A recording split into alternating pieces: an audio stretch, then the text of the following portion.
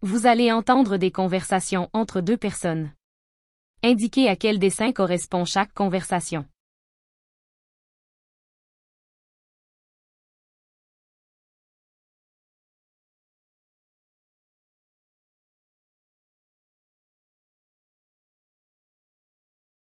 Tu peux me passer la cuillère?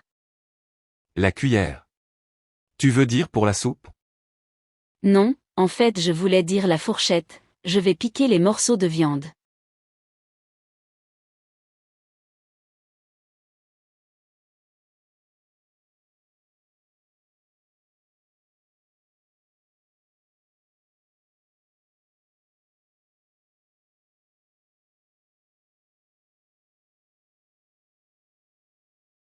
Tu peux vérifier si le lait est encore bon dans le frigo?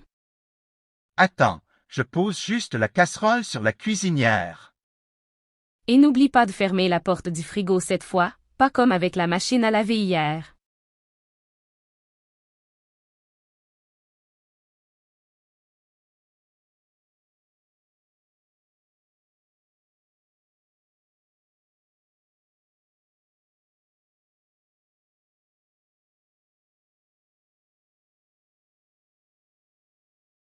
Tu veux une pomme ou une poire pour le dessert? Non merci, je préfère juste un peu de raisin. Parfait, il en reste dans le bol à côté des pommes.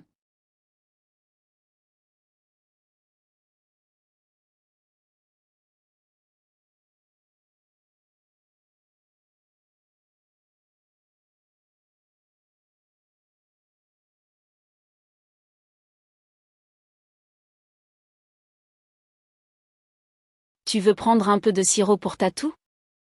Non, le médecin m'a dit de prendre un comprimé après le repas. D'accord, je te le donne tout de suite, il est dans la boîte à côté du sirop.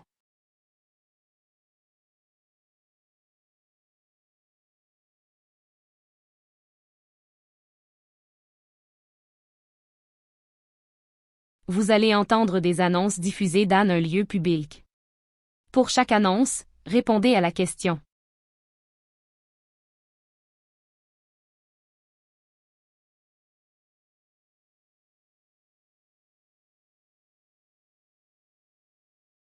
Chers passagers, nous vous informons que le train numéro 779, qui devait partir de la gare centrale à 9 heures, est malheureusement annulé en raison de problèmes techniques imprévus. Nous vous prions de bien vouloir vous diriger vers le train numéro 977, qui partira de la même gare à 10h30 et assurera la même destination. Nous nous excusons pour ce désagrément et vous remercions de votre compréhension.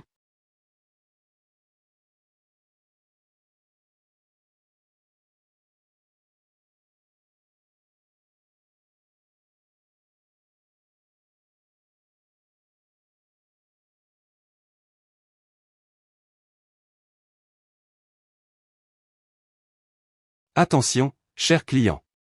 Ce samedi, profitez d'une remise exceptionnelle de 79% sur tous les articles de la rangée 4 de notre magasin. Cette promotion est valable uniquement pour cette catégorie de produits et uniquement ce samedi de 10h à 18h. Ne manquez pas cette occasion de faire de bonnes affaires.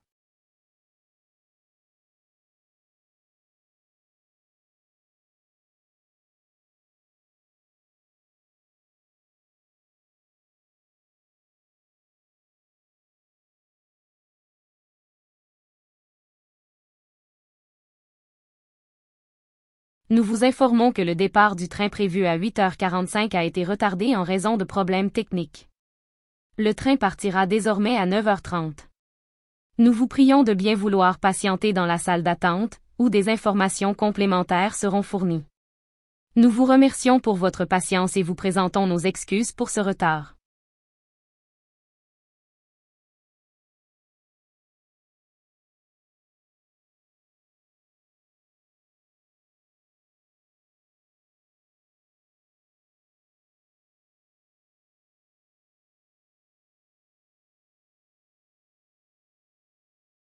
Chers visiteurs, nous vous rappelons que le toboggan géant situé dans le parc est réservé uniquement aux enfants de 6 à 12 ans. Il sera accessible tous les jours de 14h à 18h. En dehors de ces horaires, l'accès au toboggan est interdit pour des raisons de sécurité. Merci de respecter ces consignes pour assurer la sécurité de tous.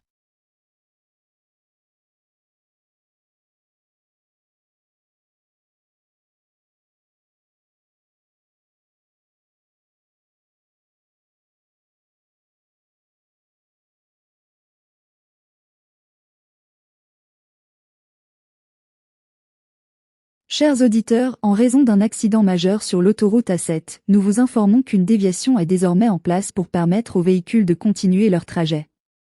Cette déviation est uniquement valable entre 10h et 12h aujourd'hui. Nous vous conseillons de suivre les panneaux de signalisation pour accéder à cette déviation et éviter tout retard supplémentaire.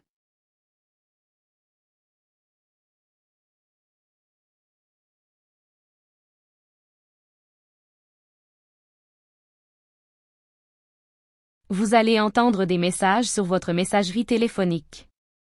Indiquez pourquoi la personne appelle.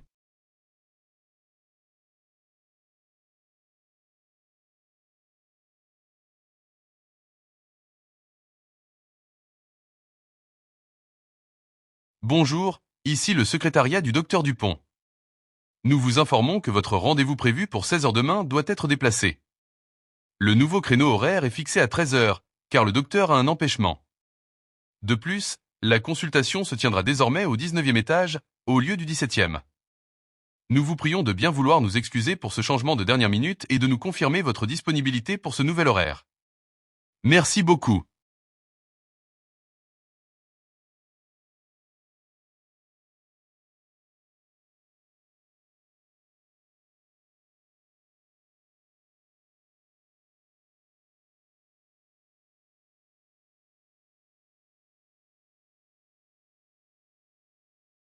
Bonjour, ici le garage où vous avez laissé votre voiture pour réparation. Nous avons le regret de vous informer que bien que votre véhicule ait été prêt à être récupéré aujourd'hui, un autre problème a été détecté. Après avoir effectué les premières réparations, la voiture a montré des signes de dysfonctionnement dans le moteur. Nous allons devoir effectuer d'autres réparations qui prendront environ 3 jours supplémentaires. Nous vous contacterons dès que tout sera réglé et votre voiture prête à être récupérée. Nous nous excusons pour ce contretemps.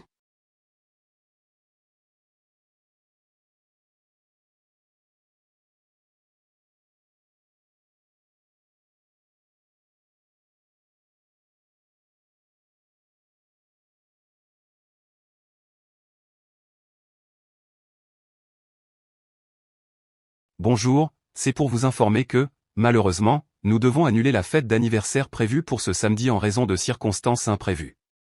Cependant, nous avons l'intention de la reporter à une date ultérieure, dès que la situation sera plus stable. Nous vous demandons de rester à l'écoute pour recevoir plus d'informations concernant la nouvelle date de l'événement. Nous comprenons la déception que cela peut engendrer et nous nous excusons pour ce changement de dernière minute. Nous vous tiendrons informés dès que possible.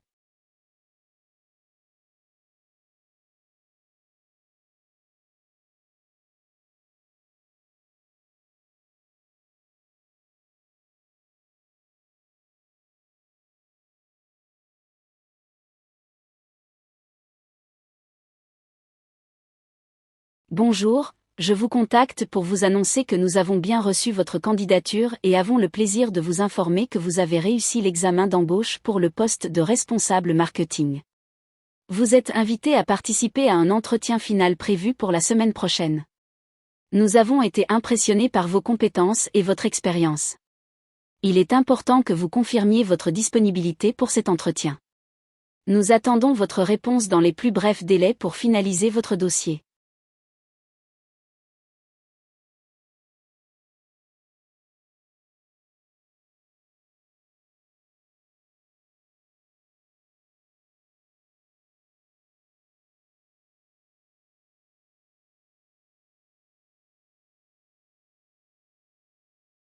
Bonjour, je vous appelle pour vous transmettre les dernières informations concernant le projet de rénovation du bâtiment. Nous avons récemment reçu les approbations nécessaires et avons mis en place une équipe pour commencer les travaux d'ici la fin de la semaine prochaine. Il est impératif que vous receviez les nouveaux plans avant vendredi pour pouvoir participer à la réunion de coordination. Nous avons également besoin que vous confirmiez votre disponibilité pour cette réunion, car des décisions importantes devront être prises. Je vous enverrai un email avec tous les documents nécessaires à votre revue.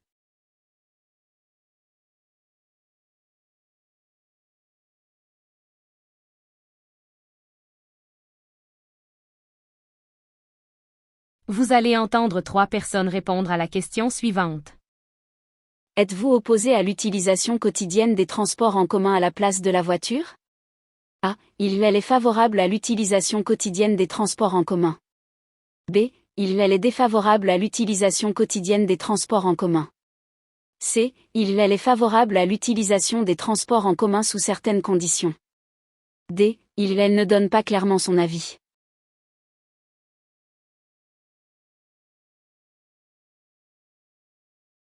Personne A.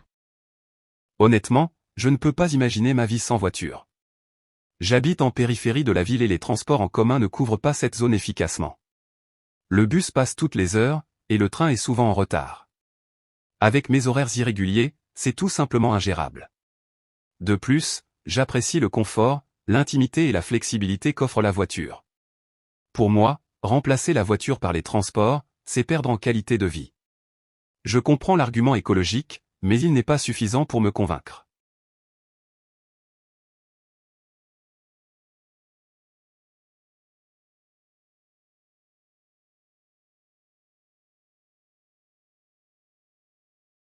Personne B. Je pense que les transports en commun sont une excellente alternative, surtout dans un contexte de crise climatique. Certes, ils ne sont pas parfaits, mais avec des investissements adéquats, ils peuvent devenir une vraie solution de mobilité durable. Personnellement, j'ai vendu ma voiture l'année dernière et depuis, je prends le métro tous les jours. C'est économique, moins stressant et je fais même plus d'exercice. Il faut juste que les villes s'adaptent aux besoins des usagers. Donc oui, je suis pour leur usage quotidien.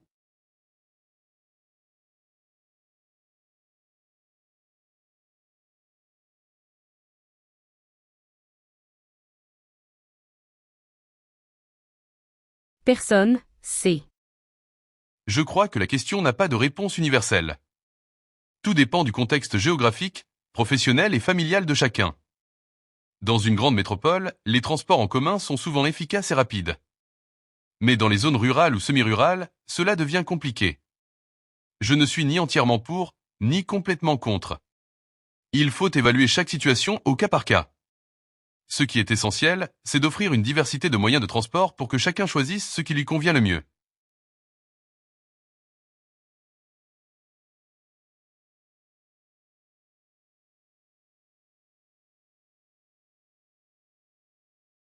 Vous allez entendre 3 personnes répondre à la question suivante.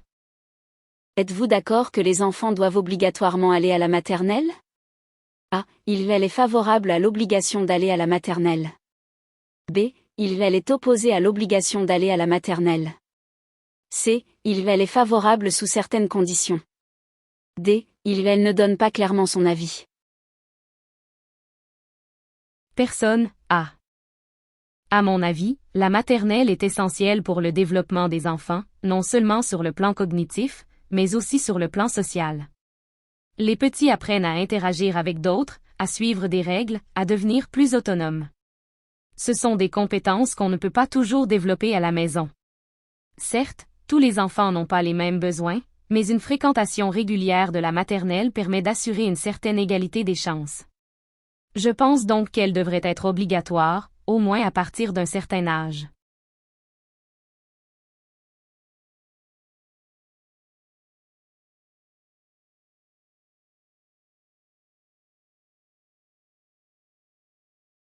Personne B.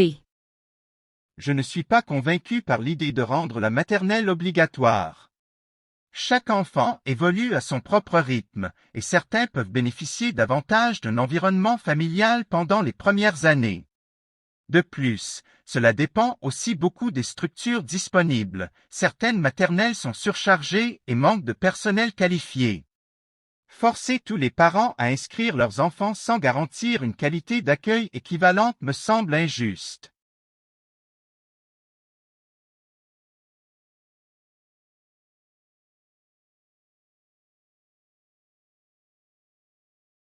Personne C. Je comprends bien les arguments pour et contre. Personnellement, j'ai inscrit mon fils à la maternelle à 3 ans, et ça s'est bien passé. Mais je connais aussi des enfants qui ont eu beaucoup de mal à s'adapter. Ce n'est pas une décision simple. Je dirais que ça devrait rester une option, avec un accompagnement adapté pour les familles qui hésitent. Donc je ne suis ni totalement pour, ni totalement contre.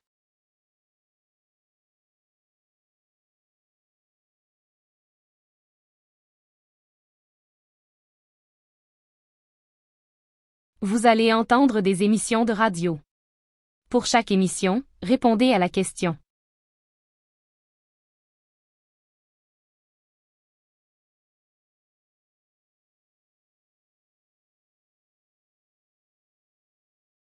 Bonjour à tous. Voici les prévisions météo pour les prochains jours dans notre pays. Le nord connaîtra une vague de froid inhabituelle avec des températures atteignant moins 10 degrés Celsius. En revanche, le sud bénéficiera d'un climat plutôt doux avec des températures autour de 15 degrés Celsius. À l'est, on attend des averses fréquentes accompagnées de vents modérés, ce qui pourrait provoquer des perturbations dans les transports. Quant à l'ouest, le temps sera instable avec une alternance de pluie et d'éclaircies. Les autorités recommandent de rester informés en cas de déplacement, notamment dans les régions de l'Est et de l'Ouest. D'autres bulletins seront diffusés dans la journée.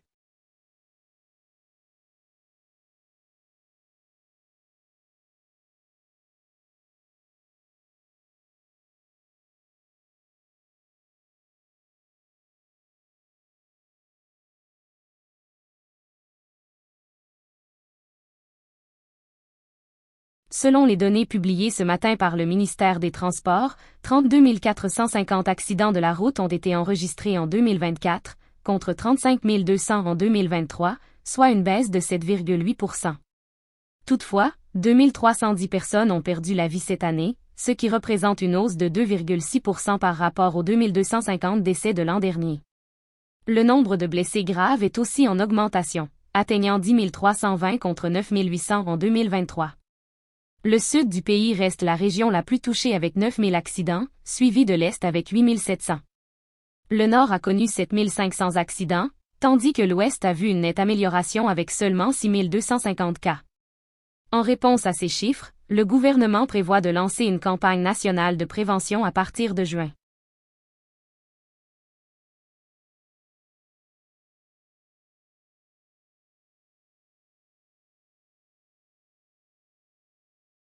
Vous allez entendre un long reportage radio. Répondre aux 2 questions.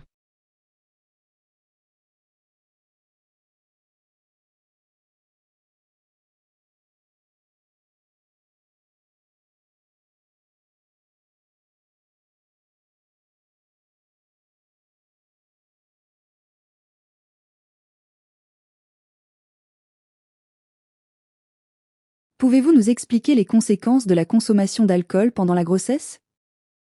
Certainement. Lorsqu'une femme enceinte consomme de l'alcool, même en petite quantité, celui-ci traverse le placenta et atteint directement le fœtus. L'alcool peut perturber le développement du système nerveux central, entraînant ce qu'on appelle le syndrome d'alcoolisation fœtale. Ce syndrome se manifeste par des troubles cognitifs, des retards de croissance et des malformations faciales. Ce qui est inquiétant, c'est qu'il n'existe pas de seuil de consommation considéré comme sûr. La recommandation actuelle est donc une abstinence totale durant toute la grossesse. Les dommages causés sont irréversibles, ce qui rend la prévention primordiale. Et est-ce que l'environnement ou le mode de vie de la mère peut influencer ces effets? Absolument. Des facteurs comme la nutrition, le niveau de stress, ou encore l'exposition à d'autres substances toxiques peuvent aggraver l'impact de l'alcool. Par exemple, une carence en acide folique peut accentuer les effets neurotoxiques. De plus, les femmes enceintes qui n'ont pas accès à des soins prénataux adéquats sont plus vulnérables. C'est pourquoi l'accompagnement médical et la sensibilisation jouent un rôle clé dans la prévention.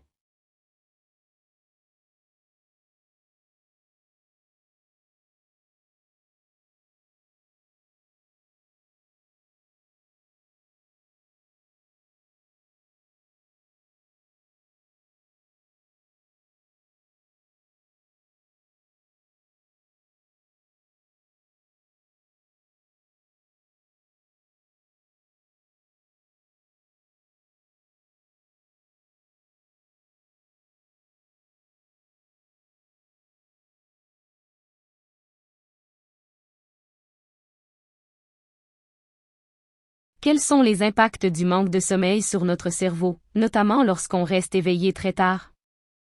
Le sommeil est essentiel à la consolidation des souvenirs, à la régulation des émotions et à la capacité de concentration.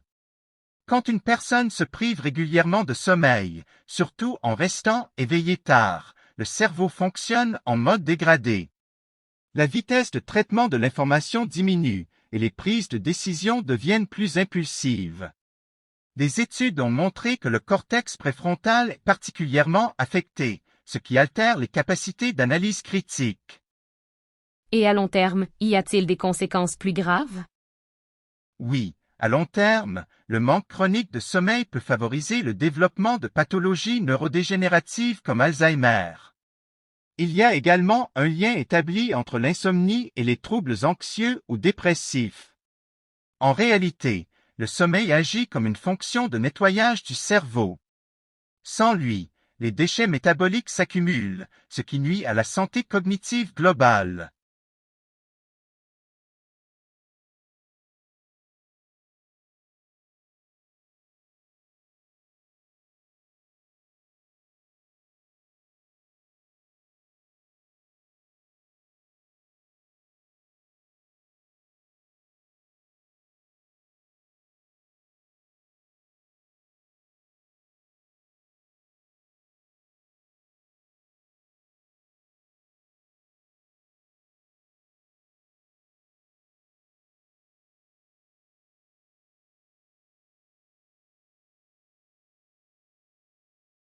Le sport peut-il vraiment aider à faire face aux moments de crise dans la vie?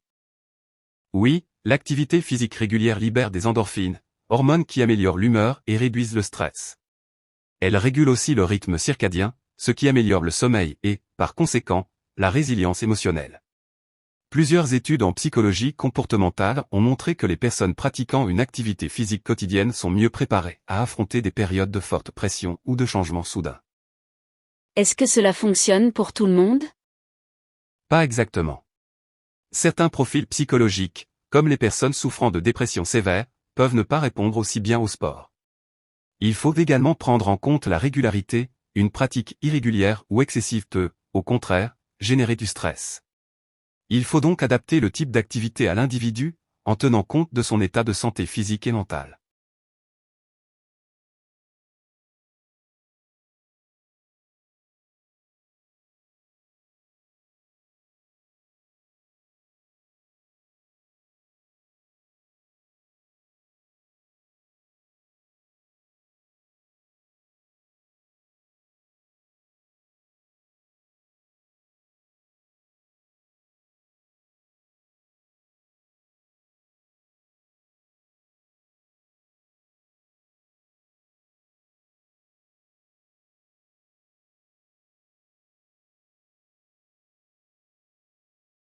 Est-ce que la lecture fréquente a un effet mesurable sur le cerveau humain?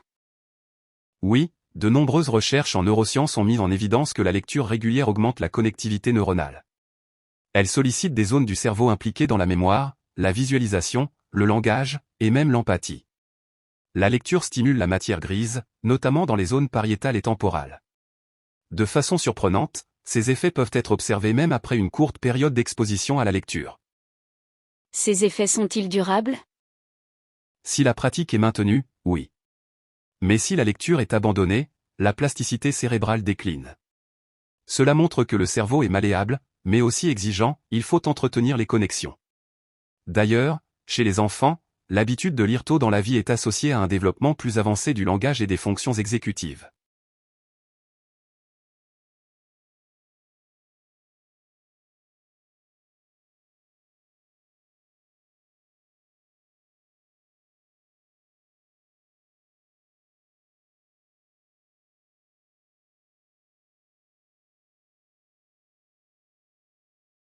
Documents divers.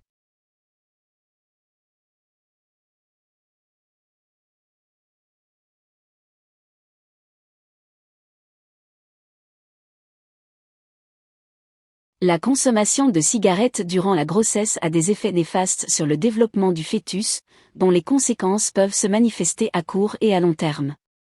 Lorsqu'une femme enceinte fume, Elle expose son enfant à une gamme de substances toxiques telles que la nicotine, le monoxyde de carbone et des produits chimiques cancérigènes. La nicotine, en particulier, est un vasoconstricteur qui réduit le flux sanguin vers le placenta, ce qui peut limiter l'oxygénation du fœtus et affecter son développement. En conséquence, les bébés nés de mères fumeuses sont plus susceptibles de souffrir de retard de croissance intra-utérine, de malformations cardiaques et d'autres anomalies congénitales. En outre, les risques de naissance prématurée et de faible poids à la naissance sont considérablement accrus. Des études longitudinales ont aussi montré que les enfants exposés à la fumée de cigarettes pendant la grossesse sont plus susceptibles de développer des troubles d'apprentissage, des problèmes de comportement et une prédisposition aux maladies respiratoires chroniques plus tard dans la vie. Les femmes enceintes qui cessent de fumer avant ou pendant les premiers mois de grossesse peuvent réduire ces risques, mais les effets de l'exposition au tabac pendant la grossesse restent un défi majeur pour la santé publique.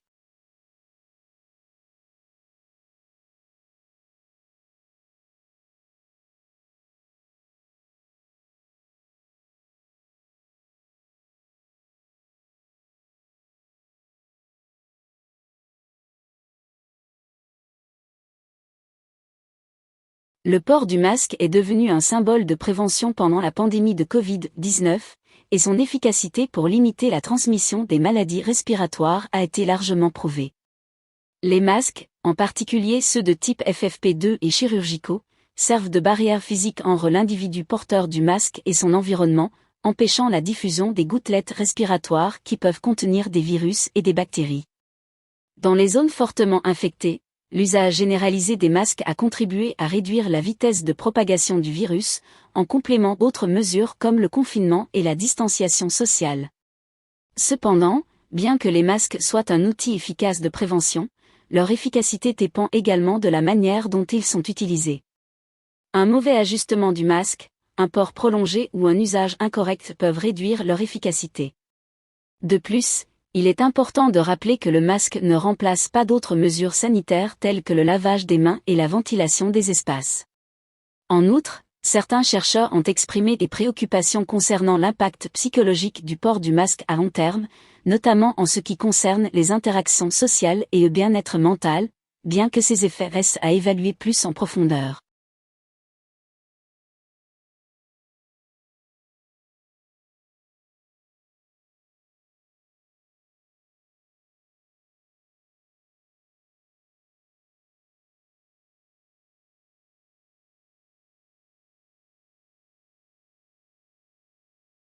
La télévision, en tant que moyen de divertissement et d'information, a un impact significatif sur le développement cognitif, en particulier chez les jeunes enfants.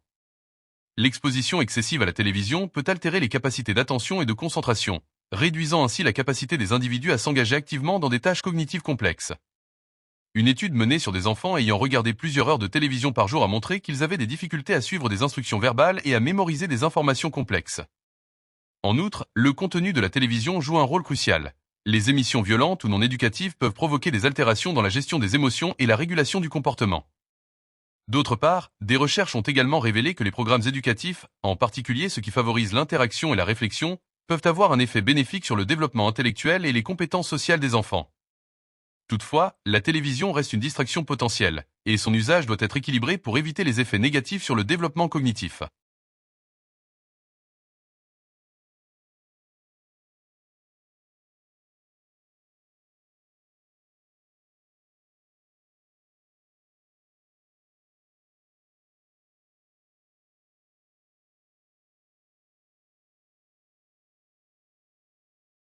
La réduction de la consommation énergétique est l'un des leviers les plus importants pour atténuer les effets du changement climatique. La transition vers des pratiques énergétiques plus durables, telles que l'usage d'énergie renouvelable et l'amélioration de l'efficacité énergétique des bâtiments, des transports et des industries, permet de réduire les émissions de gaz à effet de serre. Une étude commandée par l'Organisation des Nations Unies a révélé qu'en diminuant de manière significative l'empreinte carbone des secteurs industriels, les économies de consommation énergétique pourraient jouer un rôle clé dans l'atteinte des objectifs de l'Accord de Paris. De plus, l'efficacité énergétique contribue à la préservation des ressources naturelles, en limitant la dépendance aux énergies fossiles et en réduisant le besoin en matières premières pour la production d'énergie. Le passage à des technologies plus écologiques a également des avantages économiques, notamment en réduisant les coûts à long terme pour les entreprises et les ménages. Toutefois, la transition énergétique nécessite des investissements massifs et des politiques publiques solides pour soutenir le développement et la diffusion de solutions écologiques à grande échelle.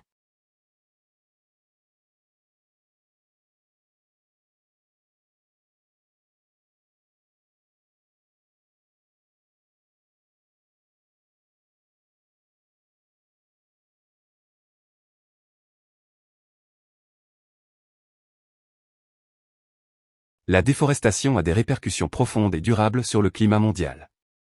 Les forêts, en particulier les forêts tropicales, jouent un rôle crucial dans la régulation de la température terrestre en capturant le dioxyde de carbone, CO2, et en libérant de l'oxygène par le biais de la photosynthèse.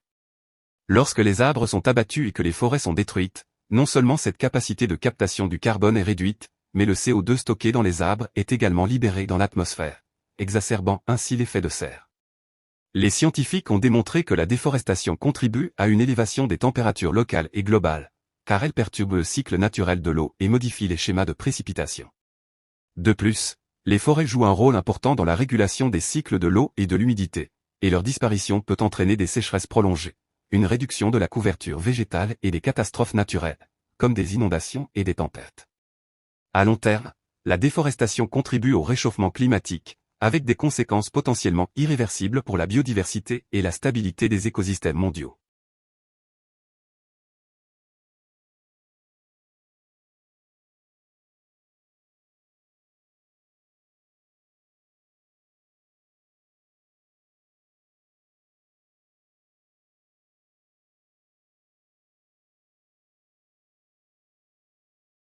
La purification de l'eau est l'une des mesures les plus cruciales pour la santé publique, en particulier dans les régions où l'accès à une eau potable propre est limité.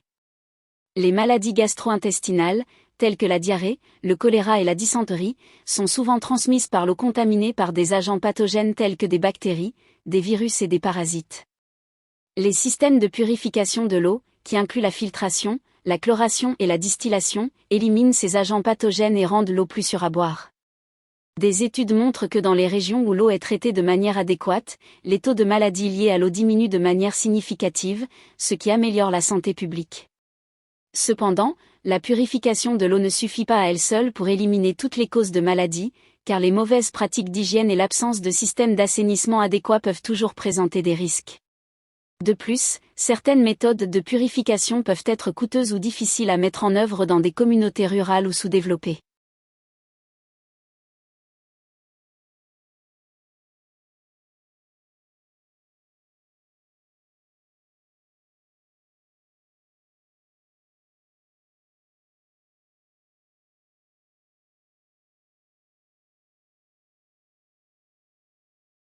L'éducation a un impact significatif sur de nombreux aspects de la vie sociale et individuelle, y compris l'âge auquel les individus choisissent de se marier. Les recherches montrent que les personnes ayant un niveau d'éducation plus élevé tendent à se marier plus tard dans la vie, en grande partie en raison de l'importance accordée à l'éducation supérieure, à la carrière professionnelle et à l'indépendance financière avant le mariage. De plus, l'éducation permet aux individus de mieux comprendre les implications sociales, économiques et émotionnelles du mariage, ce qui les amène à faire des choix plus réfléchis et plus matures concernant leur vie conjugale. Dans de nombreuses sociétés, l'accès à une éducation de qualité est étroitement lié à la réduction des mariages précoces et à l'émancipation des femmes, car cela leur permet de prendre des décisions plus autonomes concernant leur avenir. Cependant, dans certaines régions du monde, les obstacles à l'éducation, tels que la pauvreté, les normes culturelles et l'inégalité de genre, continuent d'affecter l'âge du mariage, en particulier pour les filles.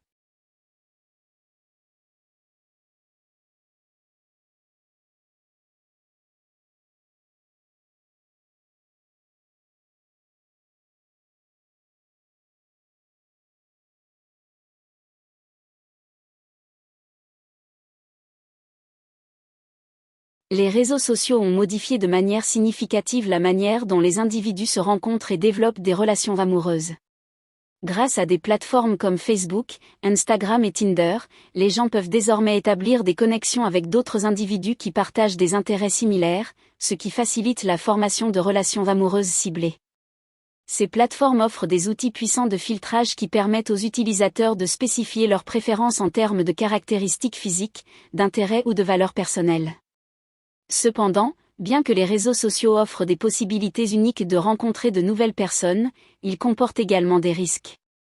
Les interactions en ligne peuvent créer une image idéalisée ou déformée de l'autre personne, ce qui peut rendre les relations réelles plus difficiles à développer.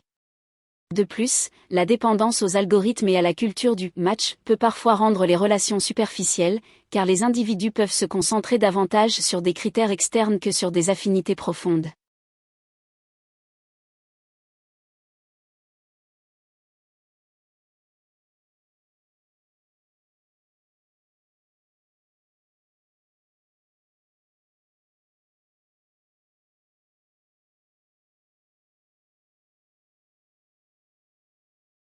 La technologie a profondément transformé la manière dont les individus interagissent les uns avec les autres, avec des effets à la fois positifs et négatifs sur les relations humaines. D'une part, les technologies de communication modernes, telles que les smartphones, les plateformes de messagerie instantanée et les vidéoconférences, ont permis aux individus de rester connectés plus facilement, même à distance. Cela a facilité les échanges entre amis, familles et collègues de travail, contribuant à une plus grande fluidité des relations interpersonnelles. D'autre part, l'usage excessif de la technologie peut avoir des effets délétères sur les relations humaines en réduisant les interactions en face à face, ce qui est essentiel pour établir des liens émotionnels profonds. De plus, la dépendance à la technologie peut engendrer des problèmes de solitude, de déconnexion émotionnelle et de diminution de la qualité des interactions sociales. Les individus peuvent se retrouver isolés dans un monde virtuel, où les interactions sont moins authentiques et moins satisfaisantes sur le plan émotionnel.